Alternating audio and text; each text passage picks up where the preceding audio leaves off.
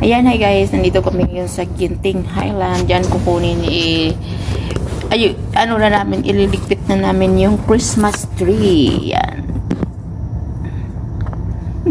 So tingnan nyo guys, masyadong foggy ngayon dito. May mata na malaki sa taas yan. Iyan ang aming Christmas tree na dismantle na. Parang mukhang malabo. Tingnan nyo guys, tingnan muna tayo sa labas. Napakapaki dito. Oh yeah, yun na nag-ano na. Nakita na yung kalsada. Ay, madilim. Ay, bilang.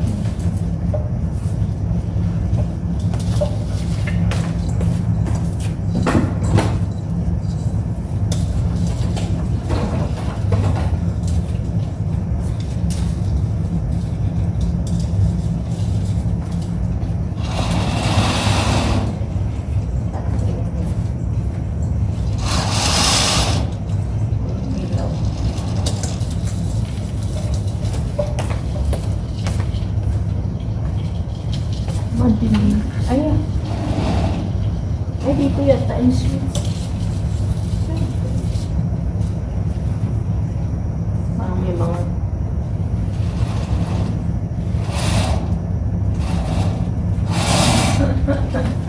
Ayun. Ay, ang dilim.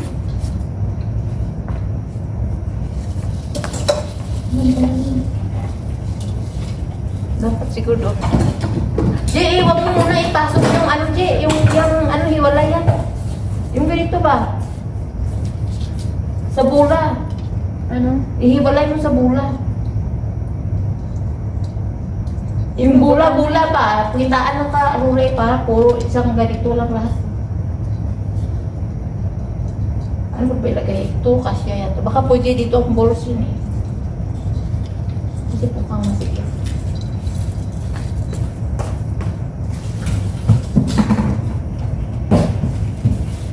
Amo yung nalagay ng bulan. Mga naka-arrange yan. Aray po.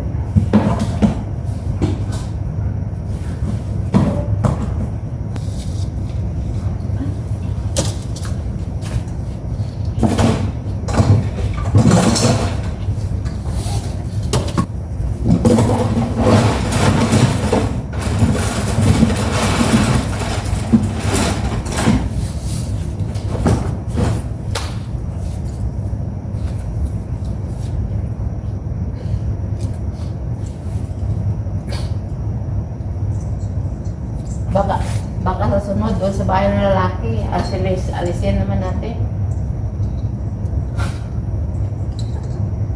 Diba? Kaya kahit ganyan lang, nakalabas-labas. Kaya nga. Naka-tingin ka. Uy, ito pala ang Malaysia.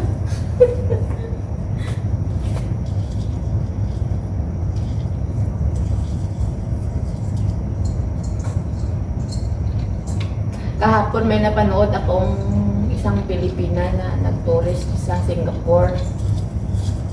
Nag-tourist daw sila mag-asawa. Tapos dumiretso sila ng GB, Johor yan. Johor Bahru. Ay kasi parang may pupuntahan niya. Tapos silang parang kumbaga Disneyland, parang gano'n. Pagdating daw nila, ano daw sila naanhan daw nila yung train na miss. Ano ba yung sinakyan nila papunta sa... nag-bus pala sila papuntang GB. Parang Johor Bahru yan. Yung Johor Bahru, boundary yan ng Malaysia at saka Singapore. Yun yan. Kasi ano daw, hindi daw na nire-recommend yung Malaysia na pupuntahan. Yun ang sabi niya. Kasi, pagdating daw niya dito sa Malaysia, doon pa lang daw sa may immigration, bakit daw wala silang signal? Wala na silang signal na ang number ng Singapore at saka sa Singapore na number at saka Malaysia, parang parehas lang daw yun. Oo. Yun ang sabi. So, Pag-abot di, wala na silang signal. Di na paano daw sila makatrace ng kaya wala silang internet. Di pumunta sila sa may nagbakal daw sila ng SIM. Kaso hiningian naman daw sila ng passport. Talagang ganun na yun. Naka-registered kasi dito ang passport. Pag baka na kasi yung giningian, sanda ko. Oo, passport. Oo. Kasi i-registered yan eh. Oo. Alam mo maganda kasi dito, hindi katulad sa atin. Di ba sa ngayon na sa atin nire-registered na rin, di ba? Oo. Adi, ano sabi niya? Giningian Parang ko mga nag-iisip, ID. nag-iisip ako, sabi niya baka gamitin daw sa mga kung ano-ano ba. Eh kayo, yun sabi daw ng ano, kailangan daw i-registered yun para mag-active yung iyong ano. Kasi naninigarado lang talaga yung mga Malaysian people dito. Para iwas scam ba? Oo. Tapos hinayaan na daw nila, naglakad daw sila, hinahanap daw nila, nagtanong-tanong daw sila doon sa mga nag-ano. Di may nakita daw silang ano na tinitingnan nila yung address ba kung nasaan. Eh turo-turo lang daw yung mama na hindi naman ang security guard, na hindi naman daw marunong mag-English, ganito, ganyan. Tapos naglakad daw sila. Basta yung mga sign lang ba? Naglakad daw sila. Tapos nakaano daw sila ng yung police station. Tapos namangkot sanda. Di pagkatapos, tinuro daw sila ng ano. Wala pala to talaga daw sila signal. Pati daw, tapos tinuro daw sila doon sa papuntahan baga nila, di nakarating na sila doon. Tapos sabi daw sa kanila, na yung minabok nila ng close, babalik daw sila ng ganitong oras. Aba, kasalanan ko ba yun? Kung nag-book ako, hindi naman nila nga sinabi na close pala sa ganito. Oo. Ganitong oras. Eh, anong gagawin ko doon? Eh, bayanayan ko na yun. Sabi nung, sabi ng baba, ay, naku, napakaswerte lang. Ay, nandito ako sa ibang lugar. Siyempre, pero ko sa Pilipinas, hindi ako opera sa akin yan.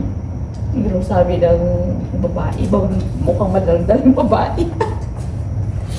Okay, ano sila ito? Nag-tourist sila. Nag-tourist sa Singapore nga. Nag-tour sila dito Malaysia. Oo, para daw kahit syempre 2 hours biyahe pa Singapore. Mag-train ka. Tapos, nag-bus nga daw sila. Kasi na-miss nila ang train. So, nag-bus sila papunta dito, sa Johor. Kaya sinasabi niya, tapos nandun daw sa may pagkain na naman, ay pati yung pagkain, iwan ko lang ha. Parang hindi ko matitik, sabi niya ganun. Kasi ko nung, sabi. Kumbaga daw na ano niya yung experience niya sa Oo, ganon. Tapos rako naman na comment na hindi naman sa lahat ng ganon lugar, eh pararihas. Siyempre, depende rin naman kasi yan sa ano. At saka kailangan kasi talaga dito sa Malaysia, talagang naka-registered ang mga phone dito, hindi basta-basta yung ganon. Oo. Ay ganon katulad yan, oras na kung may mga anong mangyayari. Kasi madali kang matrace up ng gobyerno kung saan, anong numero. Yan ang purpose nila. Kung may di ba, may nangagawa yung mga, tingnan mo yung mga nagtatapon baga ng mga bump na yan, mga ganon. Madali Oo, yan talaga ang purpose nila dito. Kaya hindi ka tulad sa atin dati na kahit anong oras ka bibili ng SIM card, di ba? Right away, pag sinalpak mo na, may signal, may lagyan mo ng load. Kontrolado kasi nila yung bawat pasok dito. Ganon dito yun. Pag ma-detect ka agad. Madetect yun. Ay, hindi ko na tinapos ang daldal niya. Iwan ko ano yun. Kasi ang lawid-lawid kay istorya niya. Ay, Oo, naku. na-disappoint lang. Kahit siyempre, hindi mo Kaya na, may nagsabi nga na kung ako ang tanungin, sabi niya, kung saan ako, mas gusto ko pa dito manirahan sa Malaysia. Kasi dito, mura ang pagkain. Ganun ang sabi. Pilipina rin. Saka mura ang pagkain, yung mga, siyempre, pag may pera ka dito, kaya mo yung bilihin, di ba? Oo. Pag kung may obra ka. Oo.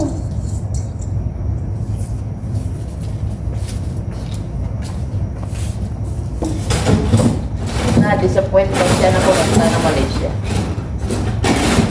Kapit na kami. Parang may ano nata dito yan. Di ang ano Ay, na, tika. ang mga wire na. Hindi, ano na pabuluot pa? Sino kinagabit daw? Hindi, siguro kasama na ito sa ganon. Kasama na ito sa ang wiring niya. Pag abuta diya dada. Nanutaan na yun din. Ano yun? Wiring. Ah.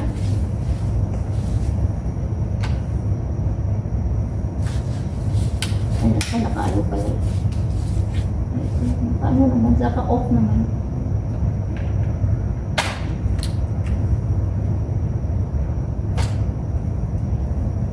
Ito sa ano. Kaya nga kung ano kataas yung store, pwede hindi katindugan lang. Hindi pag amo ka na, ayaw ni amo ganun, kailang, kasi alam mo kung bakit, nakaganon yan sila, oh. Nakaganyan yan, alam ko nakasumpon-sumpon yan eh. Kaya nga, ang wiring mo na, alisin. Hindi yan pag-alisin na, kasi kasama na yan dyan. Yawan, ibo ka pang alis ko, wiring lang yan. Talaga. Kasi di dyan na siguro yan dyan. Talaga. Nakaganyan lang yan. So pag ano yan, igano lang yan siya. O diba? Tapos parang may dugtong-dugtong yan eh. 3 yata ito kadugtong. Kasi ganito yung Christmas tree niya mo dati. Iganon lang oh, ganyan lang siya, May ipasak-pasak kasamang lang. wiring na. Wala yun. Eh parang may kasamang wiring rin yan tayo. Kasi yung kaso lang, iba yun. Ibang wiring yun. Ito, parang ano talaga siya oh. Yan, naalis na namin. So, ito, kailangan alisin yung, iwan ko kung alisin yung Christmas light. So, ito na yung mga tau-tauhan. Tau-tauhan ni Christmas.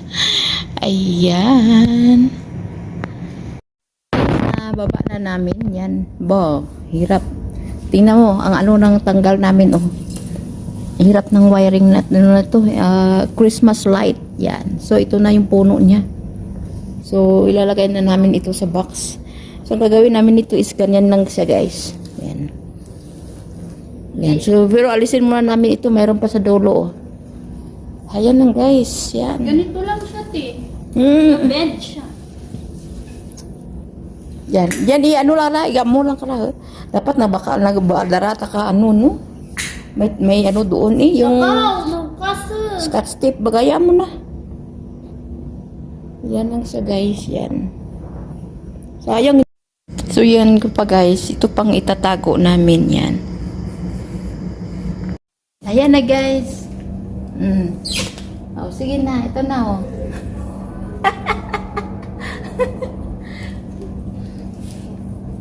Naka-live. Ay, naka-live. Hindi live yan. Pa may libreng snow. Chinilas. Ito na, malapit na tayo matapos, guys.